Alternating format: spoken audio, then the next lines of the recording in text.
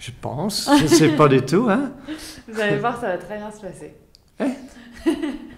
Bonjour Yann. Oui, bonjour. Merci beaucoup de prendre un peu de temps pour faire cette interview avec nous. Je vais recontextualiser un peu ce qui se passe. Moi, en fait, je vous suis depuis quelques mois sur Instagram. Oui. J'adore ce que vous publiez. J'adore ce que vous postez. Je regarde toutes les moindres stories que vous postez. Oh, wow. Et du coup, pourquoi? Parce qu'on suit Lara dans la gestion de sa communication depuis quelques années. Oui. Et donc, depuis qu'elle travaille avec vous, c'est comme ça que je vous ai connu. Et donc là, on était avec Lara pour créer du contenu et on s'est dit que c'était vraiment le bon moment pour vous enregistrer. En principe, on commence toujours en introduisant nos invités. Ouais. On présente leur palmarès ou leur parcours, etc. Mais là, en l'occurrence, pour tout vous dire, on ne sait pas grand-chose de vous. Non, donc, parce que j'étais toujours j'étais toujours resté à côté du Internet. Oui, complètement, oui. J'ai eu toujours peur de ça. Non, mais c'est vrai, je me suis caché tout le temps. Donc, on ne sait pas du tout qui vous êtes. Donc, l'idée, ça va être que vous vous présentiez. Pour tout vous dire, je ne sais même pas de quelle nationalité vous êtes à la base.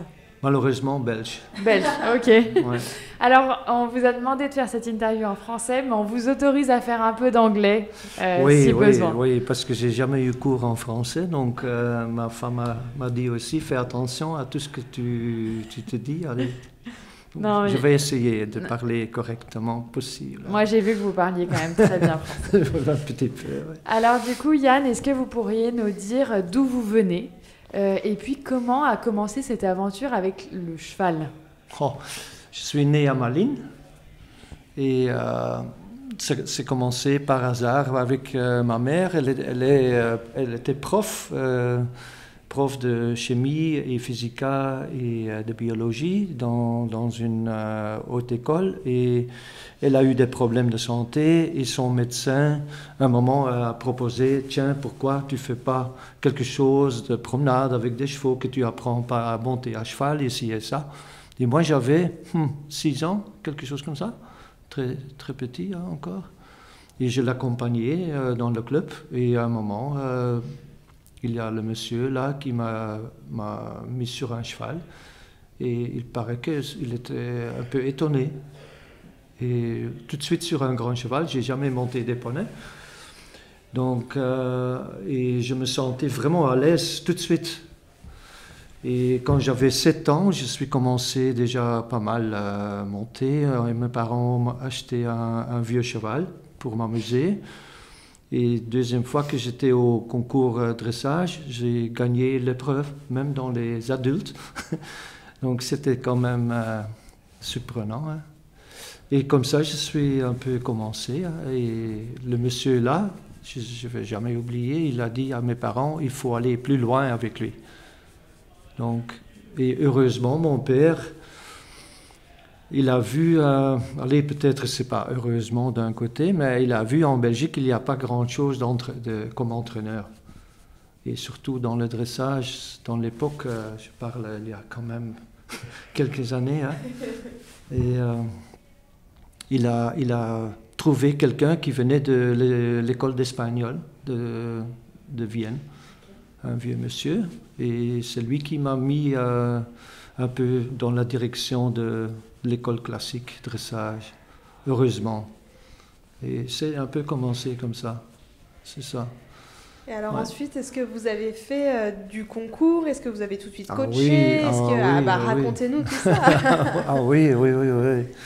C'était un peu mon but, d'abord à bien monter, mais le monsieur là aussi, il a dit à mes parents, il faut peut-être aller au concours. Et à un moment, j'avais un cheval un peu très contre le cavalier, que j'ai du mal à monter, et c'était vraiment pas bien le cheval. Il était vraiment contre le cavalier. Et le monsieur, il a demandé à mes parents, tiens, vous n'avez pas un autre cheval? Et par hasard, mes parents ont acheté un nouveau jeune cheval, presque 3 ans. Ils ont trouvé le cheval chez un marchand et le marchand, il a trouvé le cheval au marché à Bruxelles pour l'abattoir. Tu t'imagines? Donc, il a sauvé le cheval de l'abattoir à 3 ans et c'était mon premier cheval de Grand Prix dressage. Ça a pris 10 ans pour moi et pour lui pour arriver au niveau dressage Grand Prix. C'est avec ce cheval que je suis commencé d'aller plus loin dans le dressage. Hein. Et c'est quand même une histoire parce que le cheval avait tellement du sang. Le monsieur de l'école de Vienne, là, il avait vraiment peur et ça tournait pas bien. Et à un moment, on a cherché de l'aide ailleurs et c'était en Hollande, chez Jo Rutten. Et là, je suis commencé vraiment un peu plus semi-professionnel. Et c'est un peu comme ça. Dans le sport, avec les compétitions, ouais, j'étais très jeune quand j'ai monté à haut niveau dressage Saint-Georges intermédiaire 1, 2, Grand Prix. Dans l'époque là, il n'existait pas les classements, il y a juste junior et senior, mais pas entre les deux et tout. Donc j'ai monté quand j'avais 16 ans, 17 ans déjà avec les seniors. Et je pense 8 ans suivantes, j'étais au premier 3 de Belgique, donc c'était pas si mal. J'ai fait des internationaux, des championnats européens, des choses comme ça. Mais d'un côté, ça ne m'intéressait pas vraiment, aller au concours. Le plus que ça m'intéressait, c'était la connaissance, comment on doit dresser un cheval. Et à un moment, j'ai vraiment choisi pour ça. J'ai abandonné un peu les concours pour avoir plus de temps pour étudier. Pour devenir un homme de cheval. Oui, je ne sais pas, hein, mais j'ai fait tout. Hein. Allez, j'ai fait beaucoup. Hein. J'ai fait même les ibériques, le travail entre les piliers, je ne sais pas si tu connaissais, hein, le vieux, vraiment le classique école, le saut élevé, hein, capriole, ballotade, levade. Pessade, les longs rennes, j'ai fait quand même pas mal. Donc, oui, c'est un peu cette histoire. Hein. Vraiment de l'équitation classique. Classique, oui. Vous avez toujours eu cette culture-là, finalement, dès le départ. Oui. J'ai tellement de respect. Hein. J'étais aussi fort dans le karaté. Hein. J'étais pendant 10 ans aussi dans le karaté et ça me fait former psychologiquement et physiquement, et ça me construit aussi l'homme que je suis aujourd'hui. Donc j'ai bien utilisé cette formation aussi. Quand on a parlé de vous avec les quelques cavaliers qu'on a croisés depuis qu'on sait qu'on va vous enregistrer, on nous a dit que vous étiez ce qu'on appelle un homme de cheval, et j'aimerais bien vous demander quelle est votre définition à vous d'un horseman, d'un homme de cheval. Comment est-ce que vous le définiriez ?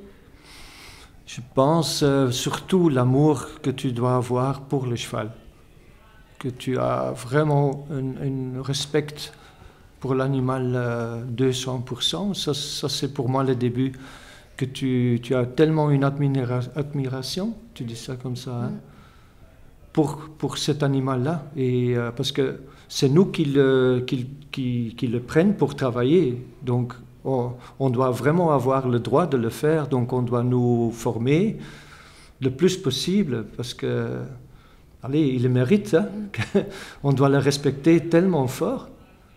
J'ai eu vraiment parfois des problèmes, hein, que j'avais parfois l'idée, je dois le mettre au pré, hein, aujourd'hui. J'ai vraiment eu parfois des problèmes psychologiques qu'on ne peut pas le faire.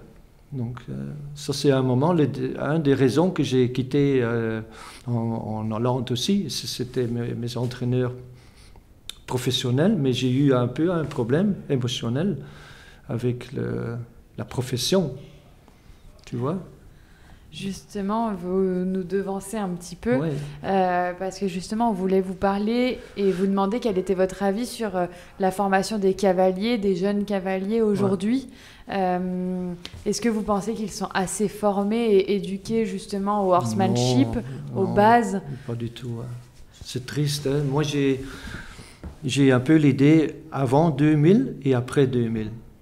L'évolution de l'équitation, quand on le voit, c'est tellement changé après 2000, c'est incroyable. Et pour moi, ça me fait vraiment triste parfois. Je comprends, hein, c'est l'évolution, hein, c'est l'humanité. Hein. Allez, tout devient autrement. Hein, les voitures électriques, allez, tout, ça change, hein, on doit évoluer. Mais un cheval, c'est toujours un cheval pour moi. Et c'est triste que le cheval a maintenant une autre place dans la société, dans le monde des hommes. Allez, c'est triste pour moi. Alors qu'on voit aussi parallèlement se développer toutes les pratiques, le travail à pied, le horsemanship. Et pour autant, vous avez le sentiment quand même que c'est négatif pour le cheval. Non, c'est pas négatif, hein, fais attention. Hein. Que les pratiques sont plutôt moins bonnes qu'avant. Oui, maintenant, oui, bien sûr. Hein, oui. Et je pense que c'est la raison que moi, j'ai à un moment choisi pour reculer de concours, pour avoir plus de temps, pour garder ce que j'ai appris de mes écuyers, mes entraîneurs, parce que c'était des entraîneurs, des légendes. Hein, j'ai presque 25 ans avec Patrick Le Roland, le cadre noir. Et après, des hommes, des gens qui ne vivent plus. Hein. Et eux, ils sont formés par des générations avant et des générations avant. Et c'était un peu, comment on dit, mon but de garder leur connaissance et de le transmettre aux suivantes.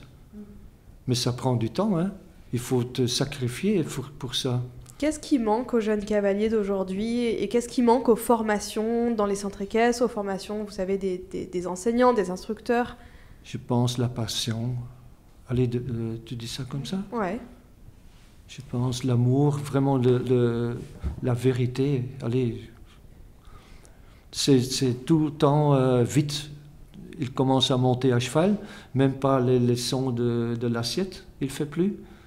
Il tombe, hein, donc il fait n'importe quoi. Hein. C'est incroyable hein, ce que je rencontre parfois. Hein. C'est pour ça que j'aime bien de voyager, hein, pour voir comment ça va là-bas.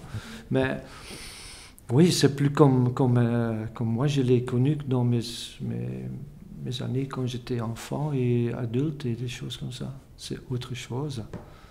On va revenir là-dessus peut-être un peu plus tard, mais justement, vous avez dit là à l'instant que vous avez beaucoup voyagé. Comment, justement, est-ce que vous en êtes arrivé alors de votre carrière de cavalier, vous êtes devenu entraîneur, et comment est-ce que vous avez réussi, ou en tout cas, est-ce que c'est arrivé que vous entraîniez des très grands noms, des très grands cavaliers, à l'instar notamment de la famille Philippart, de Marlon Zanotelli, où on est aujourd'hui, de Jérôme Guéry, Philippe Lejeune, on a lu, Peter De Vos, et bien d'autres. Vous étiez chez Ashford Farm ce matin aussi. Comment est-ce que tout ça s'est déroulé? Je pense avec les résultats. Donc, j'ai toujours pensé, tout ce que je fais dans ma vie, je dois me lever le matin et je dois regarder au miroir et je dois être content avec moi-même. Et je ne peux pas être quelqu'un de fake, je ne sais pas le mot, de faux. Et ça, j'ai toujours pensé, je veux être content avec moi-même. Et quand je vois un cheval avec des problèmes, dans le temps quand j'étais encore étudié, encore comment on doit dresser un cheval, j'étais très frustré parfois. Je osais parfois pas aller dormir quand j'ai senti quelque chose ce jour-là, pour le lendemain, pour pas perdre cette sensation nouveau que j'ai rencontrée. Je osais pas de dormir, hein, c'est vrai. Et là, je pensais, je dois être vraiment, vraiment genuine, pas fake, allez. Ah ouais. Hein? Authentique. Donc oui, authentique, hein? Que je peux pas dois mentir contre les gens pour dire oui, c'est peut-être ça et faire une déviation et te cacher. Tu vois ce que je veux dire? Ça, sûrement, je voulais absolument pas faire et j'ai pris beaucoup de temps pour étudier pour être vrai. Et quand je vois les problèmes maintenant, je peux dire à n'importe qui est devant moi, même si c'est un champion du monde, donne-moi le cheval et laisse-moi une fois essayer et je le mets comme il faut et je le donne de nouveau à lui et le type, il le sent ou il le voit. Et il faut d'abord réussir d'avoir ce niveau de connaissance avant que tu commences professionnel, je trouve. Quand vous montez sur un cheval la première fois, qu'est-ce que vous cherchez à sentir? Qu'est-ce que vous cherchez à obtenir tout de suite? La première chose que vous allez rechercher sur le cheval quand vous allez monter. La confiance du cheval dans moi. Comment ça se passe? Oh, je connecte, j'ai une connexion, je ne sais pas te le dire comment. Je cherche tout de suite d'abord une connexion psychologique avec le cheval. Ça, c'est mon premier truc quand je me mets sur un cheval. Parfois, je vois des images, si je rencontre un cheval qui vient d'ailleurs et je le vois pour la première fois, je me mets dessus. Et parfois, c'est comme je ne sais pas comment je dois le dire, mais c'est expliqué. C'est un film que je vois dans ma tête que le cheval a fait avant le trajet. Quand il était traumatisé de quelqu'un ou je ne sais pas. Le cheval me dit à un moment. C'est bizarre. Ouais, c'est bizarre. En France, on a des professionnels, des personnes qui pratiquent ce qu'on appelle la communication animale et qui décrivent exactement ce que vous nous décrivez aujourd'hui. Je ne sais pas du tout. Okay. Ouais. Comme maintenant aussi, lundi, j'étais chez quelqu'un, c'était étonnant, hein, parce que je ne suis plus du tout dans le monde de dressage à cause du hyperflexion, de roll-cure. J'ai quitté le dressage pour ça, parce que c'est contre la nature et c'est contre mes règles personnelles. C'est contre le dressage classique, donc j'ai quitté le monde de dressage à cause de ça. Donc le contact que j'ai eu, j'ai perdu un peu, et la semaine passée, il y a quelqu'un qui me téléphone, et il essaye déjà 2 ans pour faire le cheval, faire un changement de pied. Et c'était quelqu'un quand même renommé, c'était un entraîneur de dressage. J'ai dit, waouh, ça c'est bizarre. Et je voulais absolument m'asseoir dessus. Et le cheval, quand j'étais rentré dans cette écurie-là, il me regardait avec des yeux qu'il avait vraiment peur, hein, le cheval. Il a vraiment eu peur. Hein. Il me regardait avec des yeux. Oh, qu'est-ce que cet homme il va faire avec moi? Mais c'est triste. Hein. Donc la première chose que j'ai essayé de faire, c'est le laisser se mettre à l'aise avec moi. Je ne vais pas le manger. Hein. Je ne vais pas te manger, je l'ai expliqué, tu vois. Et après, on a commencé à parler, je me mets dessus. Et j'ai essayé un peu ci et ça. Et j'ai fait 2 changements de pied à droite et 2 changements de pied à gauche. Et puis, j'ai essayé de l'expliquer à cette personne, le trajet que moi, je suivais. Allez, je voulais suivre pour le réussir de mettre dedans. Donc, c'est fou, hein. Ouais. Vous importez les bases du dressage pour les show jumpers, pour les cavaliers de saut d'obstacles. Comment est-ce que ça se passe d'adapter les outils du dressage pour des chevaux qui vont aller sauter? Oui, c'est commencé par Philippe Lejeune. Je me rappelle ça encore très bien. C'était vraiment rigolo. C'était par Evelyne Blaton à un moment. Ce sont mes voisins. Evelyne, j'ai entraîné sa fille. C'est commencé comme ça avec le poney. Evelyne était à côté de moi et elle était arrêtée, montée à cheval. Je ne sais pas si tu connaissais Evelyne Blaton. Elle était quand même dans les Jeux olympiques pour Belgique aussi. Et elle a vu comment que je donnais cours de dressage à sa fille. Et elle m'a demandé quelques fois après, « Tiens, Yann, est-ce que tu sais m'aider aussi ?» Je pensais, qu'est-ce que je sais lui dire, hein, parce qu'elle a fait déjà les jeux et tout. Tiens, c'est bizarre. Ok, on a commencé à travailler ensemble. Et un peu plus tard, elle m'a donné Philippe Lejeune, parce qu'il a eu Vigo d'Arsoy, un grand alezan. Et il était un peu lent derrière, donc je l'ai mis un peu plus vite et je l'ai réglé un tout petit peu. Et après quelques semaines, je l'avais monté. Philippe va son premier concours après mon travail. Le lundi, je le vois, parce que je montais quand même Vigo 3 fois par semaine à cette époque-là. Et je le vois et je demande à Philippe, « Ah tiens, comment ça a été ?» Et il dit, « Yann, oh, j'ai vraiment souffert parce que je ne peux plus bouger, parce qu'il fait n'importe quoi. quand je bouge, il fait un changement de pied là, il fait un changement de pied là. Il se presque arrête, il va en avant comme une raquette. Qu'est-ce que... Je ne sais plus bouger du tout. Et là, je pensais, tiens, et j'ai dit à lui, oh, c'est bien. Non, non, non, c'est pas bien. Il faut pas faire si précis comme ça. Et j'ai dit, waouh. Et j'ai réfléchi, tiens, les gens d'obstacles, ils sont quand même autrement. Waouh! Donc c'était mon premier réflexion. Tiens, il y a quelque chose que je dois adapter, peut-être moins précis. Donc je dois monter les chevaux un peu moins délicats. Ok? C'était une chose que je me fais penser. Allez, c'était vraiment parce que ok, je suis scientist, je suis comment on dit, scientifique. Donc je fais des expériments. Allez, ok? Ah tiens. L'autre chose, une autre personne qui est venue chez moi, c'était quelqu'un qui montait pour l'Espagne. Il a eu un cheval aussi compliqué, très compliqué. Et je règle aussi un peu. Et je sais tout faire sur le plat et avec un peu des barres au sol. Tiens, c'est tout bien. Et il va au concours et le lendemain, je le vois et je le demande, hey, Christophe, ça va? Oh, c'est toujours ça et ça et ça. Et là, j'ai pensé, mais comment ça se passe? Parce que le cheval est vraiment bien sur le plat. Il fait vraiment correct. Et là, j'ai vraiment pensé, peut-être, le cheval change son mental parce qu'il saute. Et là, j'ai fait le lien entre saut et le plat.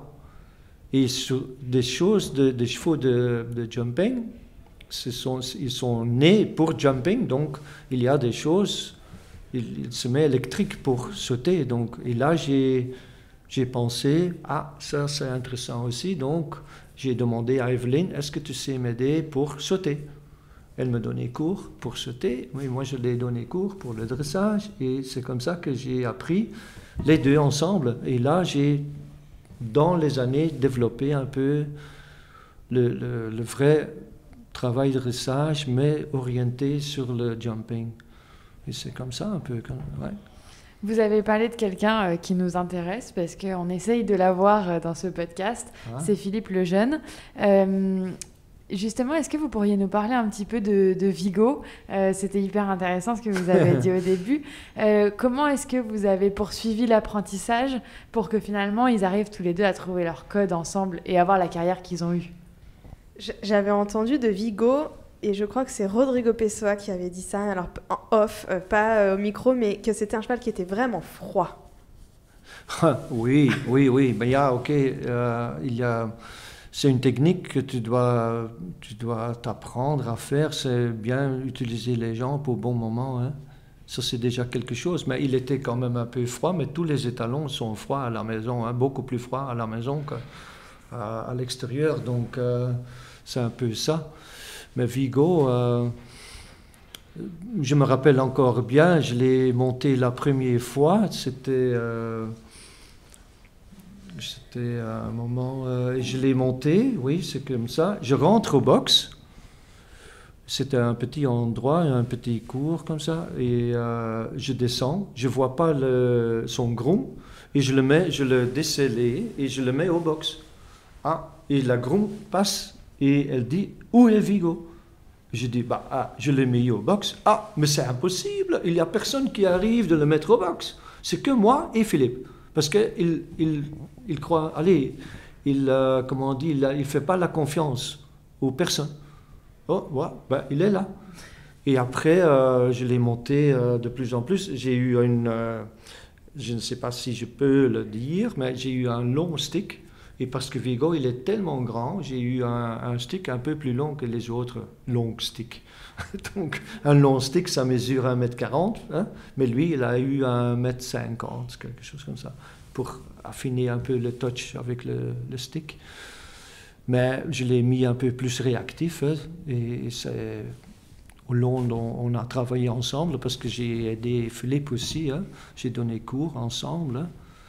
Et on a travaillé beaucoup ensemble, donc il m'a appris aussi des techniques pour sauter, hein. C'est aussi un vrai homme de cheval, hein, Philippe, hein. Oui.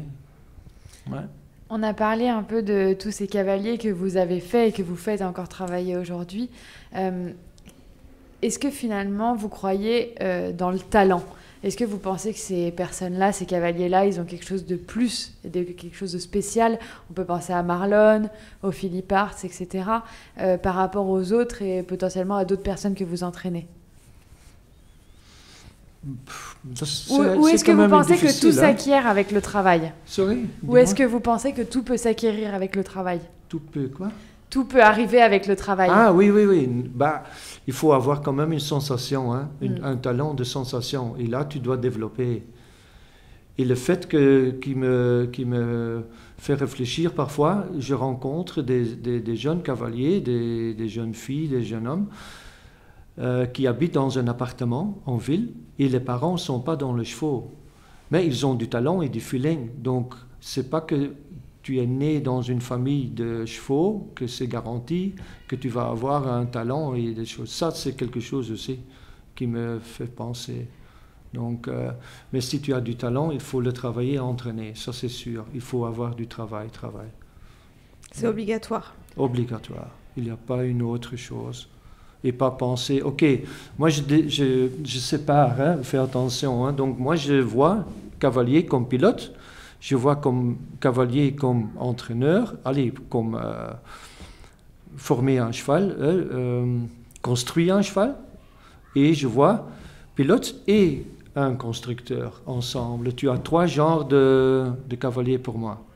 Donc, ça dépend dans quelle situation que tu es. Tu as des bons pilotes, mais il ne sait pas dresser un cheval. Il y a beaucoup, malheureusement. C'est triste un peu, je trouve. Et ok, hein. Moi je suis là pour aider les gens qui aiment le cheval pour construire. Aussi les pilotes, excuse-moi, mais plutôt pour les autres. Quand vous avez un nouveau couple, cavalier-cheval, que vous ne connaissez pas encore et que vous allez faire travailler pour la première fois, le couple cavalier-cheval rentre sur la carrière, qu'est-ce que vous allez regarder au tout début ? La première chose, votre attention va se porter sur quoi en premier ? Qu'il ne fait pas toi à moi. Donc, si un cavalier se met dessus, il prend déjà le contact, il met le cheval déjà dans une certaine attitude et position, ça, je n'aime pas du tout. Et c'est marrant que tu me dises ça, parce que j'ai eu à un moment un cheval, mon dernier cheval que j'ai mis Grand Prix dressage, il était aveugle à un moment, il est devenu aveugle, mais quand même il a fait du bon travail et mon prof il a dit « Yann, il faut te montrer aux gens, on va ensemble au concours et je t'accompagne et on va te montrer parce qu'il n'y a personne qui te connaît ». Et j'ai dit à lui « Mais non, mais je ne veux pas le faire, j'ai encore besoin de temps pour étudier ». Il devient fâché sur moi, il dit hey, « Qu'est-ce que tu dois encore connaître, savoir, parce que tu mets des chevaux Grand Prix, hein, j'ai mis quand même pas mal de chevaux Grand Prix.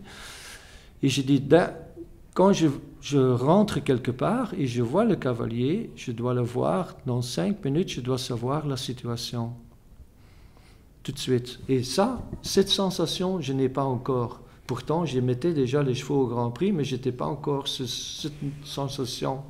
Quelques années après, il vient chez moi, il m'a dit, Yann, tu te rends compte que... Allez, tu te rappelles que j'étais fâché ce jour-là quand tu me disais ça, que tu ne voulais pas aller au concours et que tu voulais encore étudier, que je ne te comprenais pas, et maintenant je te comprends.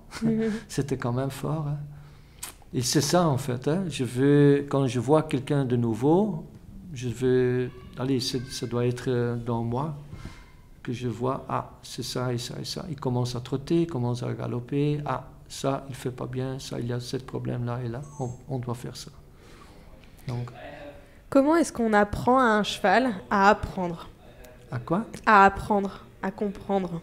À comprendre ? Au lieu de lui imposer une situation, comment est-ce qu'on apprend à un cheval à venir comprendre ce qu'on cherche et à évoluer dans cette direction-là, sans que ce soit une contrainte ? Il doit quand même commencer à comprendre les aides. Hein.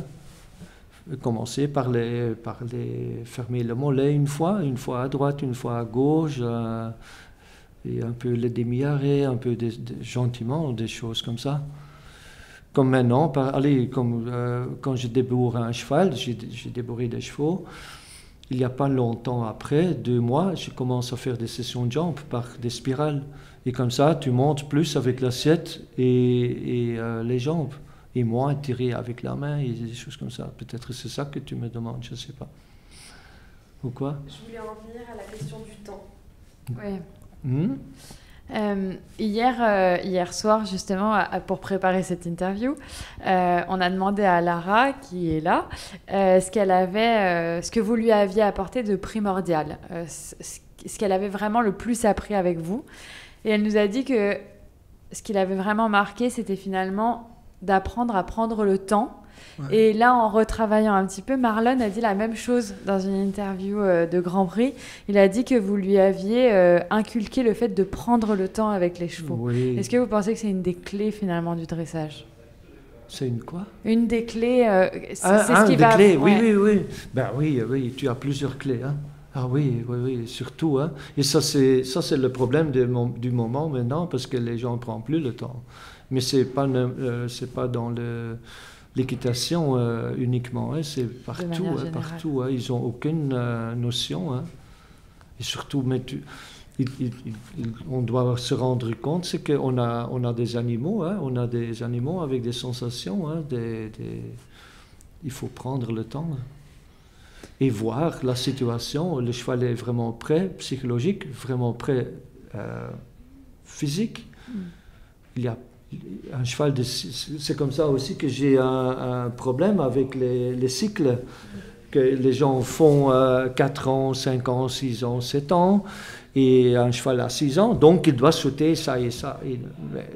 C'est pas normal. Il faut voir la situation. Hein. Il y a aussi moi j'ai 4 enfants, ils sont 4 différemment. Donc il faut voir quelle situation le cheval est prêt ou pas, et le cavalier. Donc, Léa vous a demandé si c'était une des clés et vous avez répondu oui, il y en a plusieurs. Alors quelles sont les autres clés? Si vous avez un trousseau de clés pour réussir à faire progresser un cheval, ça s'appuie sur quoi? Prendre son temps, c'en est une des clés, et les autres? Oui, la confiance surtout. Hein. Ça, c'est aussi un des grosses choses, la balance. Ce sont un peu des choses, des règles de l'équitation. C'est chaque fois une clé. Hein. Le cheval doit céder, il doit se mettre en soumission, mais c'est toujours par le respect et la patience que tu arrives. Et ça, ce sont chaque fois des clés que tu reçois pour aller plus loin dans votre dressage et votre travail. Donc, c'est un peu ça. Moi, je trouve que ce sont des clés, hein, des manières, allez. Ouais.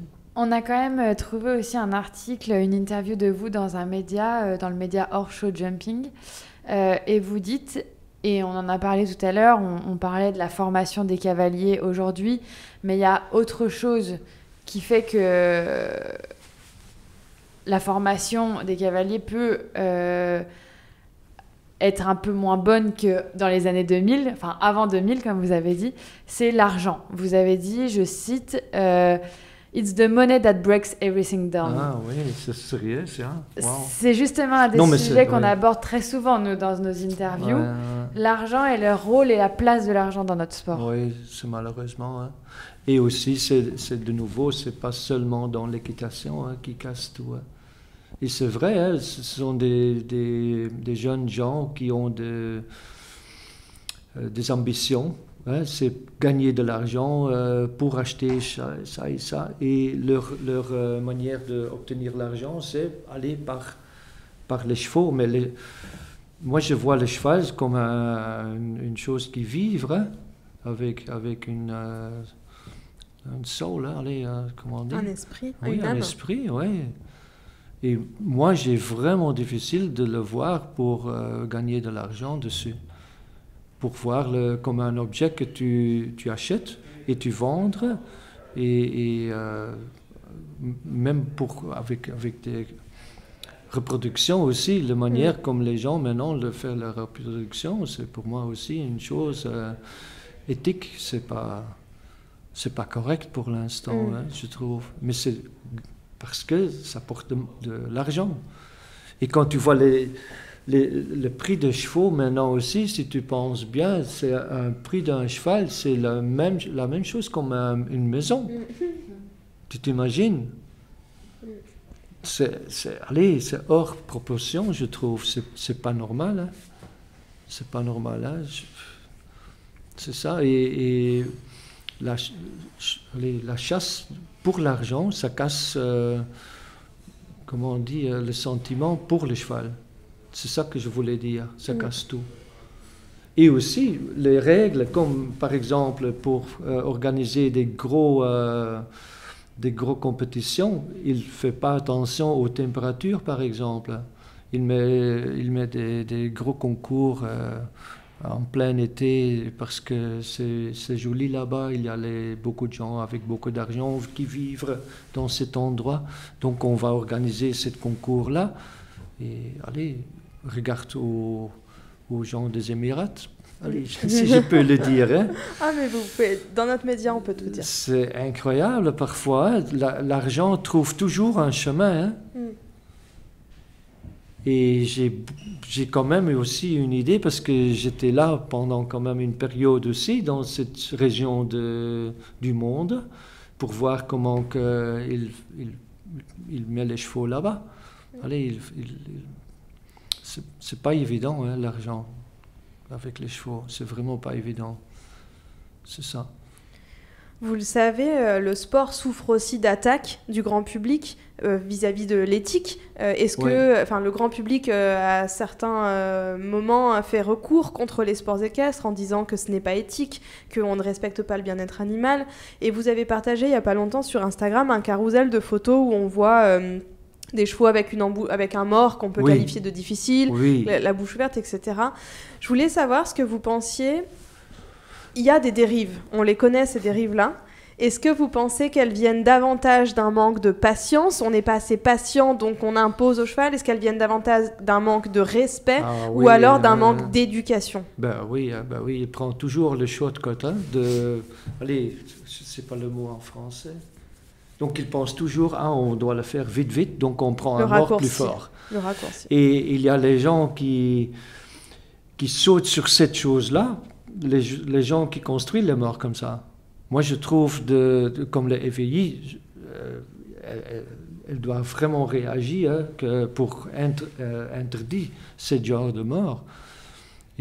Avant, j'ai parlé encore avec quelqu'un hier de ça, avant, on a eu peut-être 4 genres de morts pour dresser un cheval. Maintenant, c'est tout un autobus, allez, des camions pleins de morts que tu vois sur le concours, c'est incroyable. J'ai l'horreur quand je rentre dans cette chose-là. Je reçois des frissons de ça quand tu vois tous les morts qui sont là. C'est incroyable.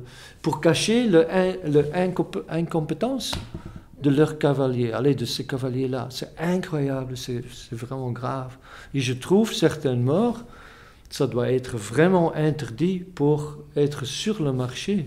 C'est vraiment interdit pour moi. Et je pense, allez, où est le EVI pour ça? Je ne comprends pas. Je ne comprends pas. Mais c'est l'argent de nouveau. C'est big business, hein? C'est incroyable.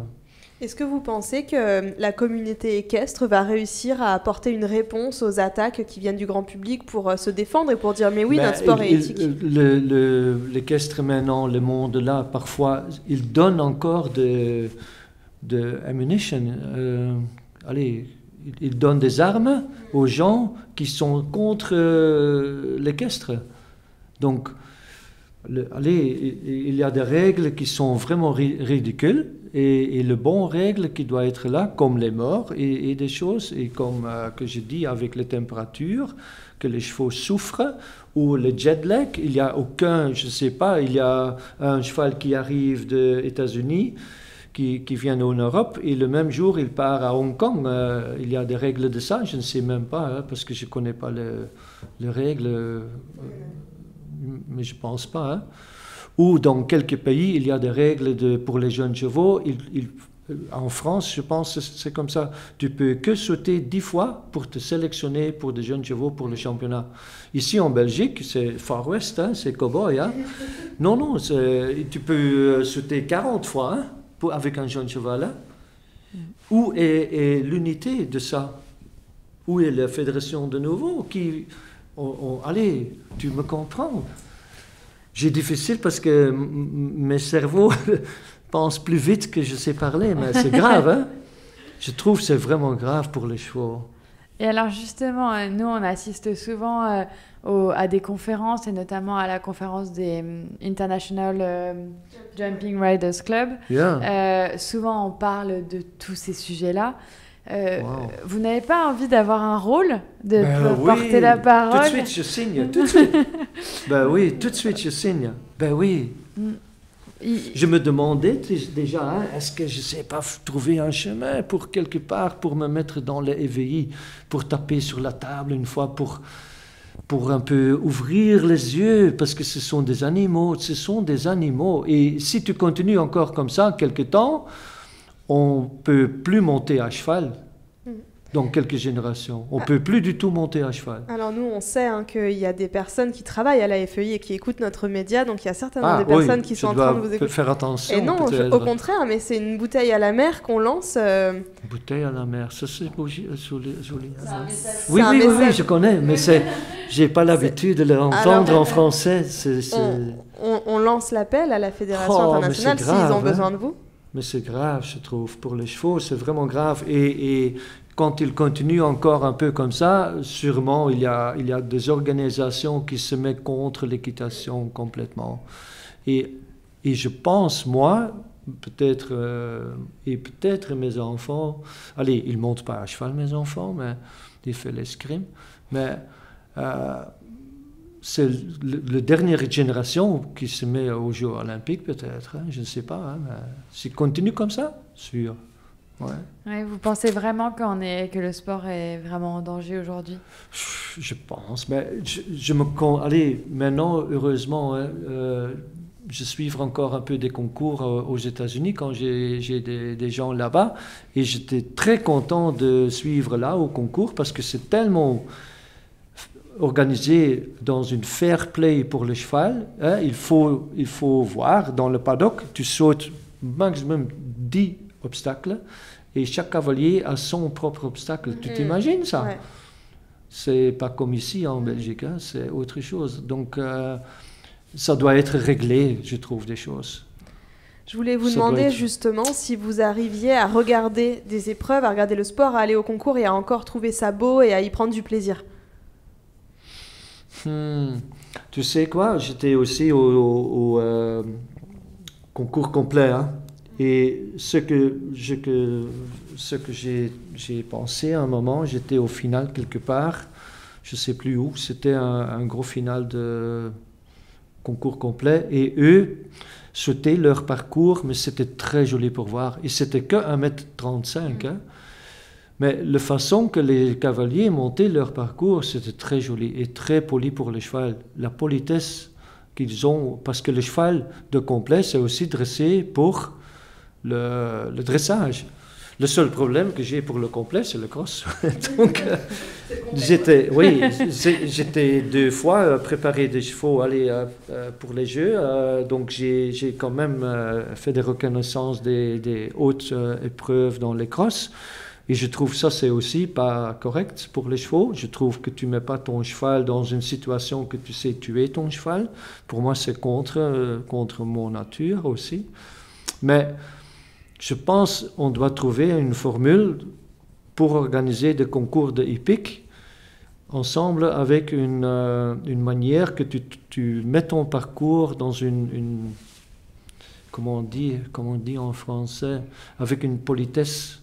Tu montes, tu fais ton tournant correctement, tu fais tes changements de pied correctement. Est-ce que ça ne s'appellerait pas equitation ou hunter? Non, ça c'est autre chose, ça c'est trop bas, ça. Je trouve qu'on doit trouver quelque part une formule que c'est faisable de moi sauter haut et quand même avoir un circuit que tu as des qualifications. Allez, je ne sais pas. Il y a quelque chose qui doit changer pour moi. Pour ça. Et pas tirer, et taper, et tu vois, aller avec des choses graves, avec des morts, des gros morts. Et... Allez, peut-être c'est mon nature de dressage qui est un peu dans moi, hein, peut-être. Moi, j'aime bien, comme Marlon, j'ai entraîné Marlon tellement beaucoup que pour avoir des virages gentils, des transitions souples, c'est beau pour regarder. Quand tu vois Marlon, tout est souple, tout est lié. Mais c'est un peu mon but. Ça doit être possible de régler ça, non? Alors, si le but c'est qu'on monte tous comme Marlon. Oui, mais allez, non, mais c'est un exemple. J'ai d'autres comme ça. J'ai des autres. On va pas monter beaucoup à cheval. Non, mais j'ai encore des autres élèves hein, aussi vraiment peut-être moins connus, mais assez bons aussi. Hein. C'est incroyable ce que j'ai comme élève. Hein, allez, mais c'est, oui, le respect pour le cheval, que tu gardes ton cheval dans son nature, que le cheval est capable à sauter encore naturel, pas forcé, pas tiré, pas des choses brutes. Et que les juges aussi, les gens qui font attention au concours hippique. À un moment, je me rappelle maintenant une histoire, j'étais à Peelbergen, j'étais au chauffement, et j'étais là avec un de mes chevaux, et je voyais un jeune homme tirer, taper, tirer pour faire son cheval changer de pied. Mais vraiment fort, hein, chaque fois de nouveau. Et à un moment, j'ai crié, et tu dois arrêter, et maintenant tu t'arrêtes, ou je te tirais de ton cheval, et maintenant ça suffit. Et tout le monde s'arrêtait. C'était un concours international, même Marcus Zening était là aussi, donc c'était vraiment quand même pas mal. Et tout le monde est arrêté et regardait vers moi. Mais c'était rigolo aussi pour voir, parce qu'il y a tout de suite personne s'arrête au paddock quand je criais. Mais le type, il ne me regarde pas. Et un peu plus tard, il passe et je dis, écoute, tu dois apprendre à monter parce que comme ça, tu ne vas pas continuer quand je suis ici. Mais ça, je trouve, après, il y a les gens qui viennent chez moi, « Hey Yann, toi tu faisais que nous on pensait, merci. » Mais où est les stewards? Où est les juges? Où est l'organisation qui ne tire pas de ce type-là de son cheval? Moi, je trouve, j'ai eu encore à Bruxelles, au concours là, hippique, j'ai vu un Irlandais monter son cheval avec un mort incroyable. Et tirer que je pensais, est-ce que c'est pas possible de trouver un moyen pour dire, hurler dans le micro, et monsieur là, descends de ton cheval, donnez votre pantalon, et maintenant tu montes pendant 6 mois plus. Et tu dois passer un examen pour regagner votre pantalon pour monter de nouveau. Est-ce que c'est pas possible? Je pensais à ce jour-là. Où est les juges? Où sont eux? Allez, pour tirer aux sonnettes et tring, tring, tring. Descends de ton cheval, va au paddock, va aux écuries, monsieur. Tu ne montes plus. Tu dois te représenter pour faire ton examen. Allez, peut-être j'ai trop d'imagination, mais où est les juges, je pense? Où est les stewards? C'est vrai, hein? C'est des vrais sujets hein, qui reviennent souvent et dont on parle beaucoup. Le mort. Excuse-moi, mais allez, une chose aussi que je me rappelle, j'étais en Anvers au concours international. Et j'ai cassé ma jambe, j'étais sur le chaise, mais à côté du boot check de les guêtres. Hein? Ouais. Donc le monsieur là, le steward, ça, il fait le check de guêtres et je vois le cheval vraiment avoir difficile avec sa langue et sa bouche et j'ai eu vraiment difficile à... Et je vois le steward et je dis, et alors, tu ne checkes pas le mort? C'est pas ça, c'est pas notre job, le mort, c'est pas ça. Il ne faut pas le faire. Mais oui, il faut le faire. Qui fait le check du mort? Allez, c'est vrai, non? Le boot check et le mort. Comment est la langue et donner vaseline au coin du mort et comment ça se passe que les morts sont cassés parce que les cavaliers tirent trop fort, il y a trop de pression. Mais Allez, excuse-moi. Une bouteille à la mer, du coup, a été lancée. Merci beaucoup, Yann. Maintenant, alors, on a eu toute la théorie. On va mettre ça en pratique. Ouais. On va vous enregistrer pendant que vous donniez un cours à Lara. Oui. Et les gens pourront retrouver ça sur les réseaux sociaux. Les sociaux, et vous suivre, même s'ils vous suivent plus que nous. Je suis commencé avec les sociaux quand j'avais... Ah oui, ça c'est une de mes questions.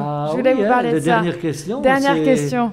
Parce que je me suis toujours reculé du média. Hein. Oui, mais vous aimez partager quand même. Vous partagez beaucoup sur les réseaux. Oui, mais tu sais comment c'est se passé. Un jour, c'était dans le Covid, il y avait quelqu'un qui me voulait faire interview, mais je n'avais pas Instagram, hein, je ne connaissais pas ça.